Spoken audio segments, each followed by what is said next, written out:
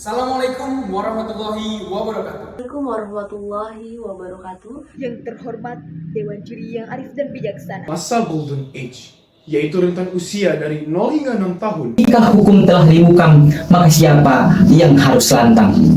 Bahwa untuk menciptakan generasi emas, kita tidak bisa menggunakan sistem yang menutup mata. Sistem yang masih membangun dinding-dinding antara yang dianggap normal dan berbeda. Adalah sebuah fondasi negara dan demokrasi adalah jantungnya. Tapi pertanyaannya, siapa yang menjaga fondasi itu tetap kokoh? Menjadikan suara sebagai barang dagangan serta mengubah kekuasaan menjadi produk transaksi dan bukan kepercayaan. Zaman sekarang ditandai dengan kemajuan teknologi, industri, serta tantangan global yang menuntut solusi kreatif. Dan generasi muda memiliki tanggung jawab yang besar dalam mendorong pertumbuhan ekonomi bangsa. Dan saya percaya, ini bukan sekedar makanan.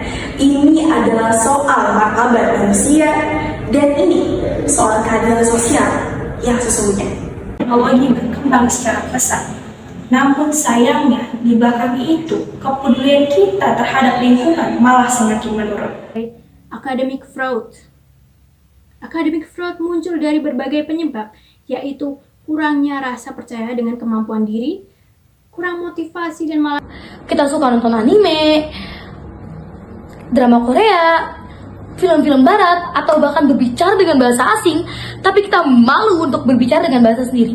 Jika hukum tetap dikuasai oleh para elit yang tidak bertanggung jawab dan pemudanya hanya menjadi penonton dan pengikut demi rekognisi oleh mereka, lalu apa peran generasi muda dalam hukum? Pertanyaan pun mulai muncul. Harus mulai dari mana? Dan peran apa yang harus kita ambil sebagai generasi muda? Jawabannya bisa dimulai dengan teater. Begitupun anak. Dia adalah makhluk Tuhan yang murni dan polos, serta selalu mengikuti apa yang ia lihat, dengar, dan di mana mereka tumbuh berkembang. Dan itu adalah lingkungan mereka. Menurut data dari Global Human Report pada tahun 2017, dari 130 negara, Indonesia hanya menduduki posisi ke-65 dalam sektor pendidikan. Bukankah hal ini sangat miris dan memprihatinkan? Tetapi kita juga membutuhkan kecerdasan emosional. Sebab untuk menciptakan bangsa yang unggul dimulai dari anak bangsa yang sudah memiliki kecerdasan intelektual dan emosional yang baik dan seimbang. Indonesia memiliki perpustakaan tertinggi di dunia. Nggak percaya? Dikutip dari CNN Indonesia News bahwasanya Indonesia memiliki perpustakaan nasional tertinggi di dunia. Lain dan keraguan dalam diri kita. Salah satu cara melatih kepercayaan diri kita adalah dengan berbicara di depan umum dan memberikan pendapat yang kritis pada kalangan umum. Dengan dampak yang akan ditimbulkan oleh merokok terhadap lingkungan sekitarnya. Dilansir dari laman National Library of Medicine pada tahun 1972, Dokter Umum Amerika Serikat menyatakan, lantas kenapa pendidikan di Indonesia tidak maju-maju? Karena di Indonesia hanya sekedar rencana dan wacana tanpa ada aksi nyata. di sini aku berdiri dengan merah putih di hati dan api kobaran sebagai bukti. Aku adalah suara bangsa. Kusampaikan pesan para bumbung kita yang terlupa. Pernahkah kalian merasa lelah sampai ke tulang, tapi tetap dipaksa berlari atau dibilang drama hanya karena mengaku burn out? Kita adalah generasi yang terjebak dalam kultur sibuk, terhubung di media sosial, tapi kesepian. Generasi 2045 adalah generasi yang diharapkan bangsa untuk memajukan Indonesia. Bangsa kami telah mempersiapkan diri untuk memajukan pendidikan. Dan negara yang dinyatakan kemerdekaannya pada tanggal 17 Agustus 1945. Negara ini juga menganut sistem demokrasi Apa itu demokrasi?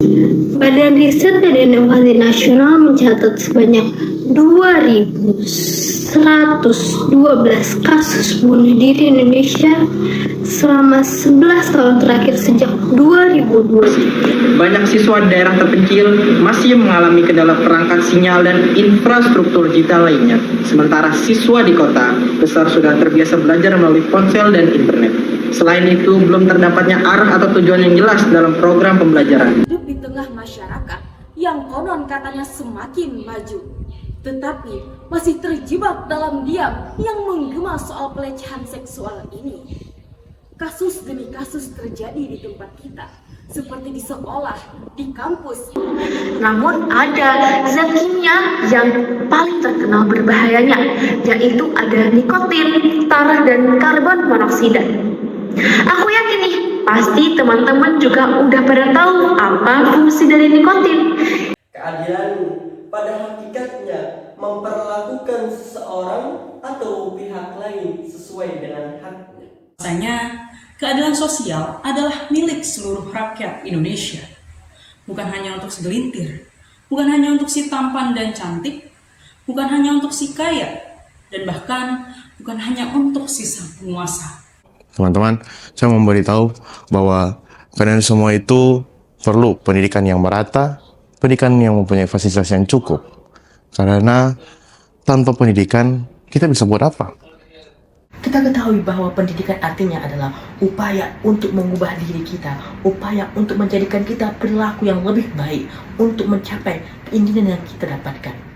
Ini semua terjadi hanya untuk mendapatkan logam keserakahan bernama nikel. Di balik lawannya, ada suara-suara rakyat yang diabaikan. Ada penegakan hukum yang lemah. Mengapa kita masih sering mendengar penyimpangan-penyimpangan hukum bagaikan sebuah golok yang sangat tumpul ke atas tetapi sangat tajam ke bawah? Mirisnya, kita terbiasa melihat ketidakadilan yang dilegalkan dibungkus rapi hanya karena sebuah kepentingan. Melakukan aktivitas fisik seperti berjalan, bersepeda, atau berlari minimal 30 menit per hari.